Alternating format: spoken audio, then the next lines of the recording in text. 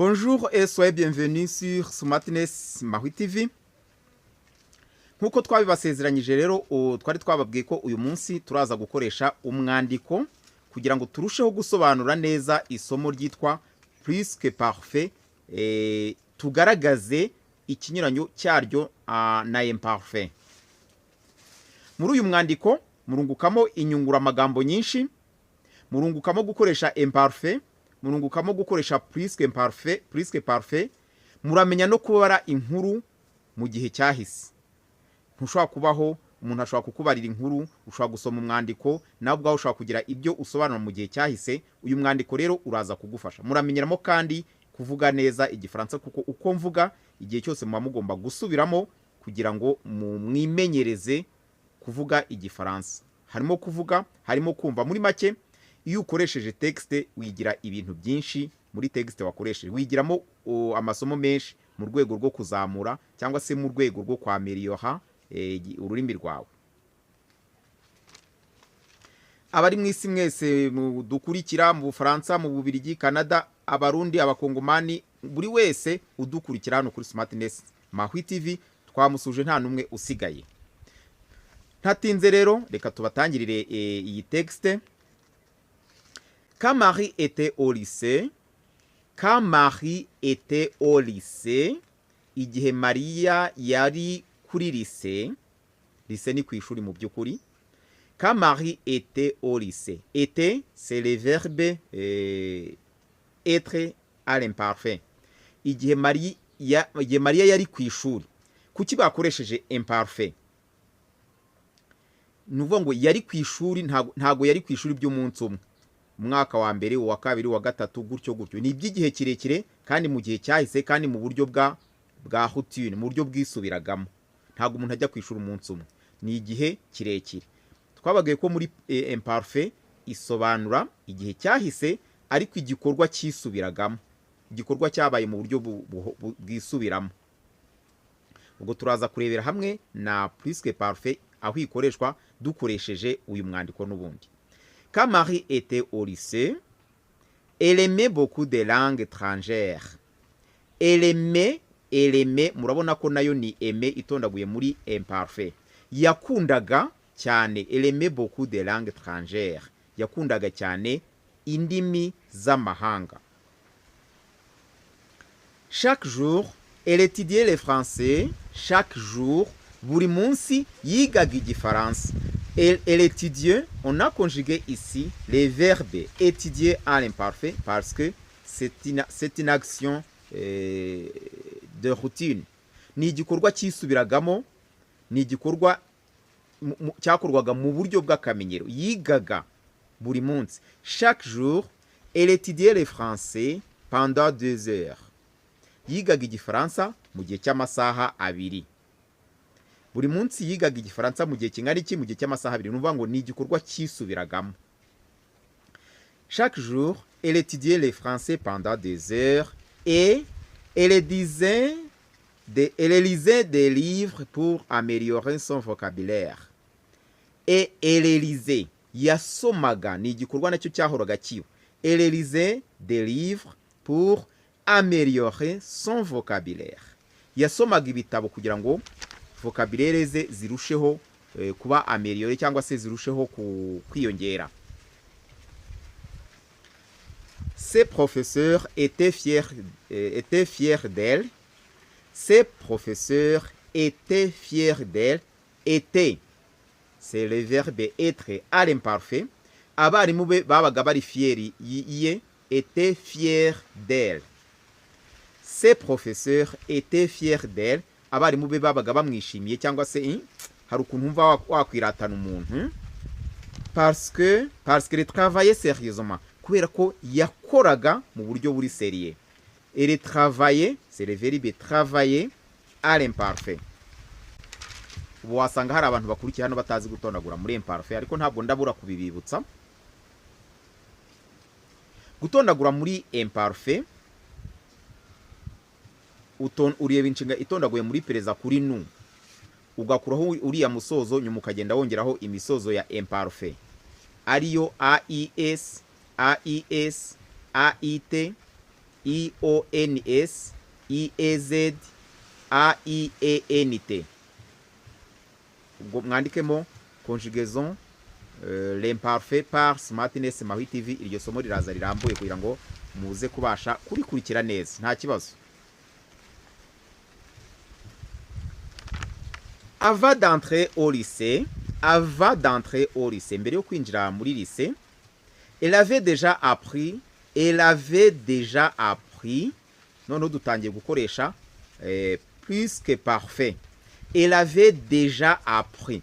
Mbere yo kwinjira muri lycée, yabaga yize les bases de l'anglais avec son père. Yari yize intangiriro cyangwa se iby'ingenzi by'icyongereza hamwe na se.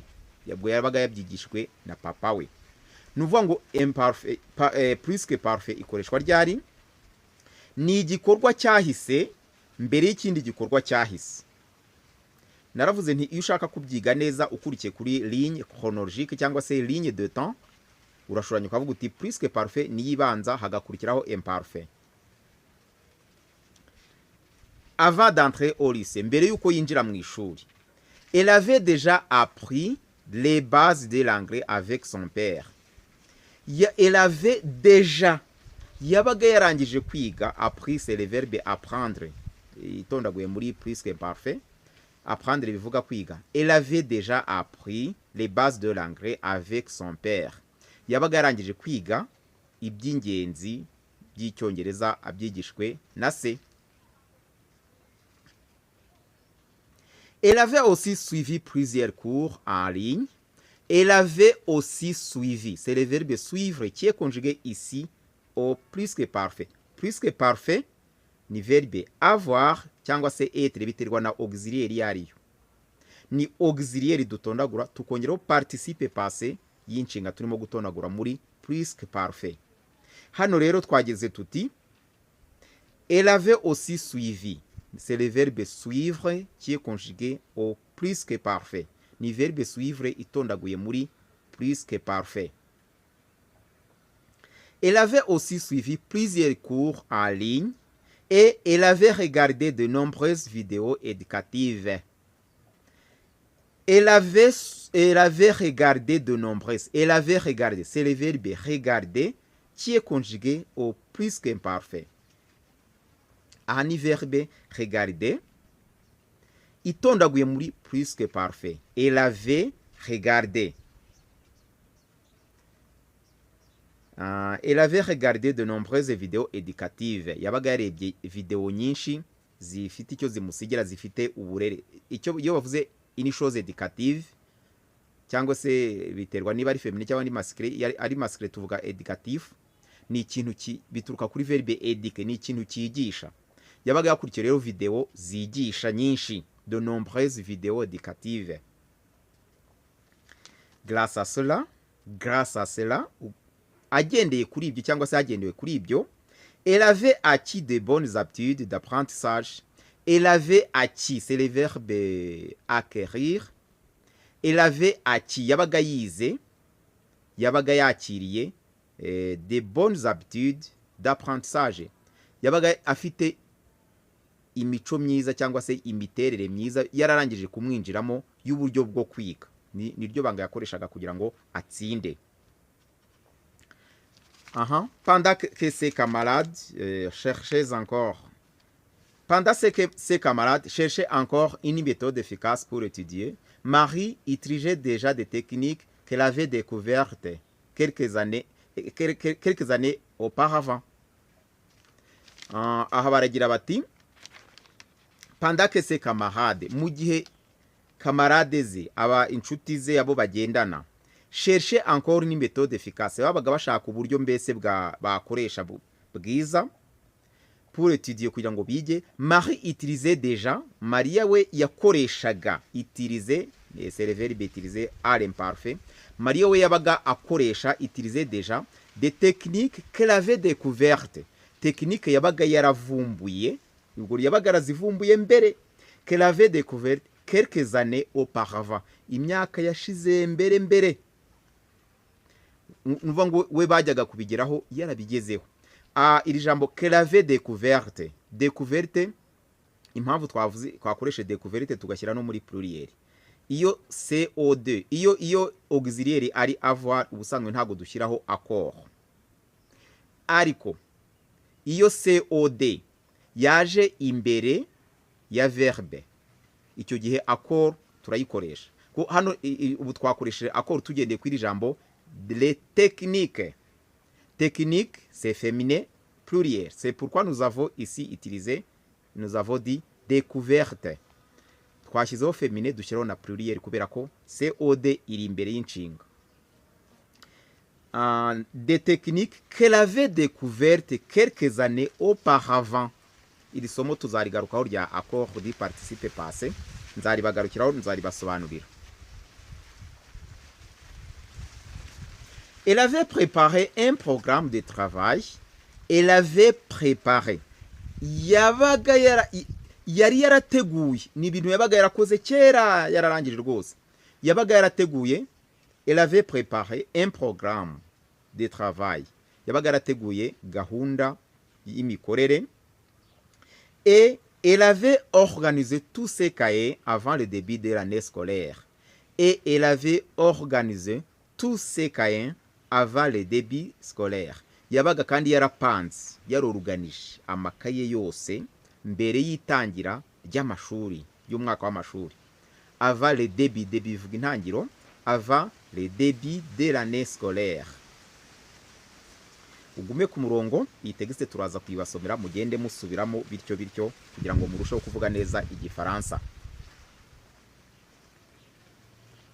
Quand les examens approchaient, iyo ibizame byabaga byegereye ni uvuga ngo ibyo yabikoraga mu buryo buhoraho. Iyo ibizame byabaga byegereye, quand les examens approchaient, c'est le verbe ici approcher à l'imparfait. Quand les examens approchaient, elle révisait calmement. Iyo ibizame byabaga byegereje yasubiragamo atuje calmement. Elle révisait calmement parce qu'elle avait déjà terminé la majorité de son programme. Kubera ko yabaga elle avait déjà terminé icyo gikorwa yabaga yashoje kera ibyinshi. La majorité no kuvuga ngo ibyinshi muri gahunda cyangwa se kubiteganyijwe. Programme ni gahunda iteganyijwe, ibyinshi kuri programu iteguwe. We yabaga yarabishyizeho akadomo yarabirangije. Elle avait le lit, les lire no gusoma, les lire no kongera gusoma. Elle avait les lits, yabaga yarongeye yarasubiyemo yarasomye. Toutes ces notes, elle avait les lits, toutes ces notes, yabaga yarongeye gusoma note ze zose yarazisubiyemo. Elle avait corrigé ses erreurs, elle avait corrigé, yabaga yarakosoye amakosa ye yose, ahari kosa yarakosoye. Et elle avait mémorisé les points importants. Yabaga yaramémorisé les points importants. Utuntu twose tw'ingirakamaro. Ses amis étaient stressés, mais inshuti ze zabaga ziri stressé. Ses amis étaient stressés, mais elle restait confiante car elle avait bien travaillé. Ariko yasigaraga yifitiye icyizere kubera ko yabaga yarakoze neza mbere. Elle avait bien travaillé. Puisque parfait ni igikorwa cyahise mbere y'ikindi gikorwa nacyo cyo muri pass nacyo cyahise. Nuvuga ngo iyo uyibonye uhita uvuga ko ari igikorwa cyabanjije icyo bavugaga. Les jours des résultats, Marie était très heureuse. Les jours de résultats, Marie était très heureuse. Ku munsi iyo vuze les jours de résultats ubundi ni ibisubizo cyangwa se niba ari ku ishuri ni proclamation y'amanota. Donc résultat ni icyo wabonye n'umusaruro mu yandi magambo. Ku munsi rero w'amanota, Marie était très heureuse. Maria yabaga atuje afite ibinyamuneza cyane. Elle a obtenu les meilleures notes. Yabonye elle a obtenu ni umunsi umwe wa résultat, niyo mpamvu wakoresheje passé composé. Elle a obtenu la meilleure note. Non, les meilleures notes. Yabonaga amanota ari meilleure yo ku rwego rwo hejuru. Elle a obtenu les meilleures notes de sa classe parce qu'elle avait étudié régulièrement. Parce qu'elle avait étudié régulièrement. Kubera ko yabaga yize mu buryo mbese buri mu murongo neza. Elle avait respecté son programme. Yabaga yubahirije. Respecté nukubaha cyangwa se kubahiriza. Elle avait respecté son programme. Yabaga yubahirije programme ye. Et elle avait fourni beaucoup d'efforts. Fournir, elle avait fourni beaucoup d'efforts. Yabaga yatanze yashyizemo effort nyinshi, imbaraga nyinshi tout au long de l'année. Tout au long mu migendekere yose y'umwaka, mu ntangiro mo hagati gutyo gutyo. Iyo tuvuze tout au long mu ntangiro mbese gake gake uko umwaka wagendaga hose yabaga yashyizemo effort nyinshi. Tout le monde parlait de sa réussite. Tout le monde parlait de sa réussite. Buri wese yavugaga iby'imitsindire ye parce qu'elle avait montré qu'avec de la discipline, kubera ko yabaga yagaragaje ko hamwe na discipline on peut atteindre ses objectifs. Hamwe na discipline ushobora atteindre ushobora kugera ku ntego zawe. Mu by'ukuri hano birumvikanye, ntabwo ugomba uyu mwandiko urawandika, numara kuwandika urawusoma nkuko nawusomye. Birasaba ko usubiramo inshuro nyinshi. Nudasobanukirwa kandi uzambwire icyo utasobanukiwe nzakigusuramo nkuko mwe mwese twigisha. Iyo udasobanukiwe wumva nagufasha by'umwihariko utwandikira kuri WhatsApp cyangwa ukaduhamagara kuri WhatsApp tukagufasha. Reka tubasomere. Quand Marie était au lycée, elle aimait beaucoup les langues étrangères. Chaque jour, elle étudiait le français pendant 2 heures. Elle étudiait le français pendant 2 heures et elle lisait les livres pour améliorer son vocabulaire. Ses professeurs étaient fiers d'elle parce qu'elle travaillait sérieusement. Avant d'entrer au lycée, elle avait déjà appris les bases de l'anglais avec son père. Avant d'entrer au lycée, elle avait déjà appris les bases de l'anglais avec son père. Elle avait aussi suivi plusieurs cours en ligne et elle avait regardé de nombreuses vidéos éducatives. Grâce à cela, elle avait acquis de bonnes habitudes d'apprentissage. Pendant que ses camarades cherchaient encore une méthode efficace pour étudier, Marie utilisait déjà des techniques qu'elle avait découvertes auparavant. Elle avait préparé un programme de travail et elle avait organisé tous ses cahiers avant le début de l'année scolaire. Quand les examens approchaient, elle révisait calmement parce qu'elle avait déjà terminé la majorité de son programme. Elle avait relu toutes ses notes, elle avait corrigé ses erreurs et elle avait mémorisé les points importants. Ses amis étaient stressés, mais elle est restée confiante car elle avait bien travaillé. Le jour des résultats, Marie était très heureuse. Elle a obtenu les meilleures notes de la classe parce qu'elle avait étudié régulièrement. Elle avait respecté son programme et elle avait fourni beaucoup d'efforts tout au long de l'année. Tout le monde parlait de sa réussite parce qu'elle avait montré qu'avec de la discipline, on peut atteindre ses objectifs. Mwakoze kudukurikira, ariko wowe udukurikira nyamuneka ntukajye uva hano udatanze like mu gihe ukunde ibyo dukora. Ujye ukora share bisangiza inshuti zawe nazo zunguke, ntukazime. Kandi ujye ukora subscribe nyamuneka, aya masomo ajya kugeraho ku gihe ushobora gusanga ariyo azaguha umugati w'ukwezi gutaha. Merci de nous avoir suivis. À la prochaine occasion. Au revoir.